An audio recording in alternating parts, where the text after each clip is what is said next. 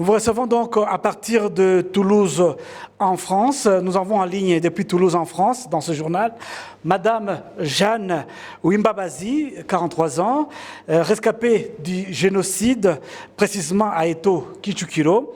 À l'époque du drame, vous aviez à peine 16 ans et vous avez été évacuée en France en début juin 1994 par Médecins du Monde. Vous étiez gravement blessé, vous étiez parti avec 32 autres enfants au total. Depuis, vous militez pour faire connaître cette histoire, pour la mémoire et contre les négationnismes. Vous êtes également présidente de la diaspora rwandaise de Toulouse. Bonsoir, Madame Jeanne. Bonsoir, merci pour votre invitation.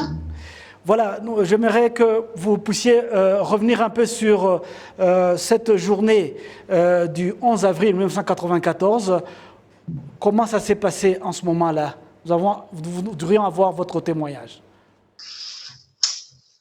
Eh bien, disons que c'était pendant les vacances scolaires. Nous avions passé la journée du 6 avril à la maison. J'étais avec ma grande sœur Marie-Josée, qu'on surnommait Chouchou. Et puis, par hasard, il y a notre oncle Joseph qui était passé. Et donc, on devait aller faire des achats pour préparer le baptême de ma petite nièce qui avait 11 mois. Et donc, qui allait être baptisée 3 jours après le jour de Pâques. Et moi, je devais donc aller chez ma grande sœur à Nyamirambo le 6 avril, mais j'ai retardé puisque j'avais mon oncle qui arrivait. Et puis, le 6 au soir, l'avion du président est abattu et l'employé de chez nous vient prévenir mes parents. Et là, nous comprenons que notre vie est en danger tout de suite. Le 7 avril au matin, mon père nous réveille et nous dit qu'il faut quitter la maison. Nous sommes allés rejoindre ma tante et son mari et mes cousins qui étaient juste nos voisins, mais mon père était sur la liste des Tutsis à exterminer à Kichukiro. Donc nous sommes allés chez ma tante et mon oncle et les cousins et au matin, les militaires sont venus devant notre portail. Ils ont demandé à mon père de présenter sa famille. Il a essayé de gagner du temps et en disant qu'est-ce que vous leur voulez, et il lui a tiré une balle dans la tête. Donc nous, on a entendu des bruits de notre cachette, des gens qui arrivaient, et puis pris de panique, on s'est éparpillé. J'ai perdu les personnes de ma famille qui étaient avec moi ce moment-là, à savoir ma mère, ma sœur et mes cousins et ma tante. Oui, ce sont des moments tragiques, difficiles à vivre, c'est vrai. Vous aviez à peine 16 ans. Nous sommes en cette journée du 11 avril. Vous vous trouvez où en ce moment-là? Et qu'est-ce que vous vivez en ce moment-là, en cette journée du 11 avril 1994? Le 11 avril, on voit les militaires de l'ONU qui se préparent pour partir. Et nous, prise de panique, on s'interpose.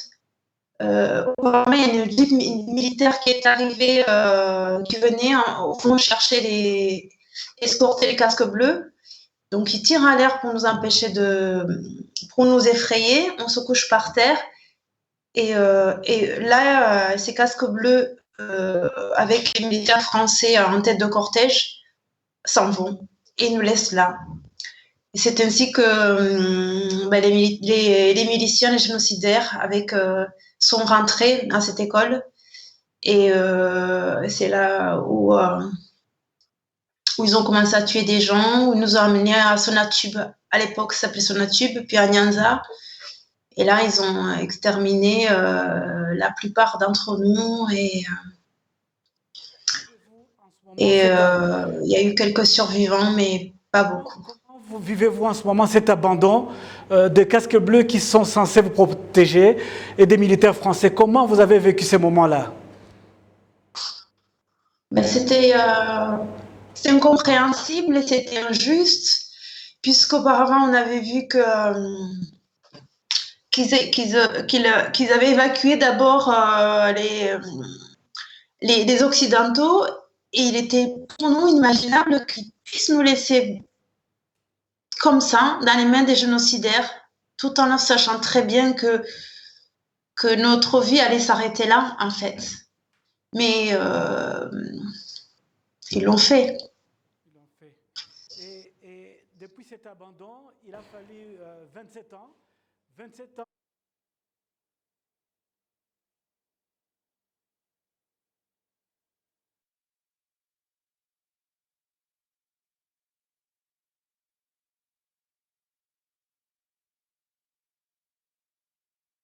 Pour la reconstruction de la société rwandaise.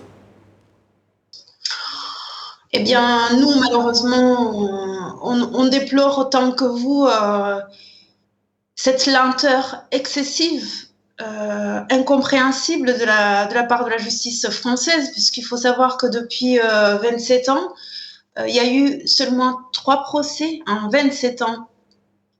Et nous, notre rôle, c'est de témoigner encore et encore et dire que il est urgent de donner les moyens à la justice de juger tous ces présumés génocidaires qui se trouvent sur le sol français. Il faut savoir qu'il y a environ 30 dossiers qui se trouvent sur le bureau des juges d'instruction, et nous demandons juste à ce que ces gens-là soient jugés. Et c'est primordial parce que le temps passe. J'avais 16 ans à l'époque, maintenant j'en ai 43 ans. D'autres aussi vieillissent. Et les génocidaires aussi, ces présumés génocidaires, là, certains sont très âgés. Et notre hantise maintenant, c'est de se dire qu'ils risquent peut-être de mourir présumés innocents. Et ça, c'est insupportable. Et peut-être la dernière question, quelle lecture faites-vous du rapport du clerc qui est sorti récemment? Quelle lecture faites-vous au niveau de la diaspora rwandaise à Toulouse? Alors, d'abord, c'est un rapport qui fait 1200 pages, donc nous n'en avons pas lu. Nous avons su néanmoins les grandes lignes de ce rapport. On nous parle qu'il s'agit des responsabilités accablantes et lourdes, tout en nous parlant d'aveuglement. Nous, en tant que rescapés, il est difficile d'entendre ce mot aveuglement, puisqu'ils ont su. Tout est marqué en même temps dans ce rapport. Il y a un certain général Varé qui a dit en 1993 qu'on était en train de préparer un génocide, que les Tutsis allaient être exterminés. D'autres, les renseignements généraux, des diplomates ont informé, ont dit, répété, qu'est-ce qu'il aurait fallu de plus pour qu'on prenne des décisions adéquates. À mon sens, ce n'est pas, ça c'est mon avis, ce n'est pas un aveuglement, mais c'est un choix.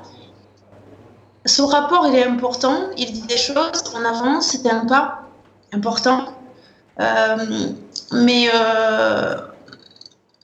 ne faut-il pas assumer la vérité entière?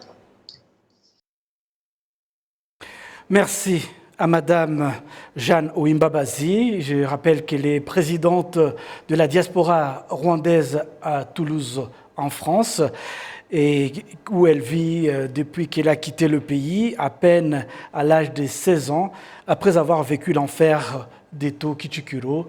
C'était le 11 avril 1994.